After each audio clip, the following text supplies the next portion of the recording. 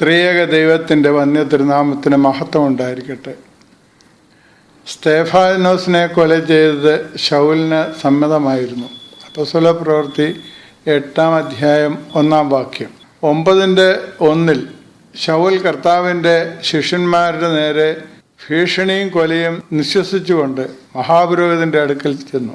ശ്രമപ്പെട്ട് ജോലി ചെയ്താലുണ്ടാകുന്ന ശ്വാസോച്ഛ്വാസത്തെയാണ് നിശ്വാസം എന്ന് പറയുന്നത്. നാം പറയാറുണ്ട്, ശ്വാസം വിടാൻ പോലും സമയമില്ല. അതിനർത്ഥം ഊണിലും ഉറക്കത്തിലും ഏർപ്പെട്ടിരിക്കുന്ന ജോലിയെക്കുറിച്ചുള്ള തീക്ഷ്ണത മാത്രമേ ഉള്ളൂ എന്നർത്ഥം. ശൗൽ അങ്ങനെ ബന്ധപ്പെട്ട് ഓടി നടക്കുന്ന ഒരു യഹൂദ ചെറുപ്പക്കാരനായിരുന്നു. ക്രിസ്തീയ സഭയ്ക്കെതിരെ മുകളിൽ വായിച്ച 2 വാക്യങ്ങളും ഇതിന് അടിവരയിടുന്നതും ശൗലിനെ യഹൂദന്മാരിടയിലെ പ്രമാണിത്വം എടുത്തു കാണിക്കുകയും ചെയ്യുന്നു. പക്ഷേ അവൻ്റെ അബോധ മനസ്സിൽ സ്തേഫാനോസിൻ്റെ മരണസമയത്ത് മുഖമായിരുന്നിരിക്കണം. സ്തേഫാനോസിൻ്റെ കാഴ്ച മരണത്തിന് മുമ്പ് സ്വർഗം തുറക്കപ്പെട്ടതാണ്. പിതാവാം ദൈവവും പുത്രൻ തമ്പുരാനും പരിശുദ്ധ റൂഹായും ദൂതഗണവും അവിടെ ഉണ്ടായിരുന്നു. മോശ സീനായിൽ നിന്ന് ഇറങ്ങി വന്നപ്പോൾ അഹറോനോ മറ്റ് ജനങ്ങൾക്കോ അവൻ്റെ മുഖം ദർശിപ്പാൻ പറ്റാത്ത വിധം ത്വക്ക് പ്രകാശിച്ചിരുന്നു എന്നും അവൻ്റെ മുഖം തൂവാല കൊണ്ട് മറച്ചു എന്നും വായിക്കുന്നുണ്ട്. സ്വർഗദർശനം കിട്ടിയ സ്തേഫാനോസിൻ്റെ മുഖവും അപ്രകാരം അഭൗമിക അവസ്ഥയിൽ ഉജ്ജ്വലിച്ച് പ്രകാശിച്ചുകൊണ്ട് നിറഞ്ഞിരിക്കണം. സാധാരണ കല്ലെറിഞ്ഞ് വധിക്കപ്പെടുന്നവരുടെ ഒരു പ്രതികരണവും അവിടെ നിന്ന് ഉണ്ടായില്ല.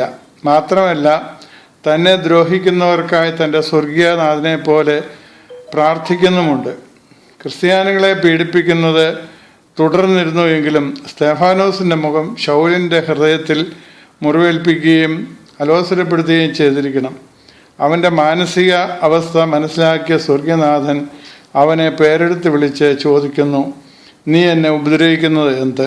സ്തേഫാനോസിൻ്റെ രക്തത്തിൻ്റെ വിലയാണ് യഥാർത്ഥത്തിൽ പൗലോസിൻ്റെ തിരിഞ്ഞുപോക്കിന് കാരണം.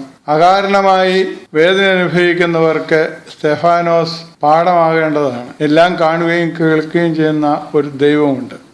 നമുക്കുണ്ടാകുന്ന പീഡനങ്ങളും ദൈവിക സാക്ഷ്യമുള്ളവയാണെങ്കിൽ പ്രാർത്ഥനാപൂർവം സർവ്വവേദനകളും ദൈവത്തിൽ സമർപ്പിച്ച് ശരണപ്പെട്ട് സ്വീകരിക്കണം. സ്തേഫാനോസ് നിമിത്തം പൗലോസ് എന്ന വലിയ ആത്മീയ മത്സ്യം പിടിക്കലുകാരനെയും നമുക്ക് സഭയ്ക്ക് കിട്ടി.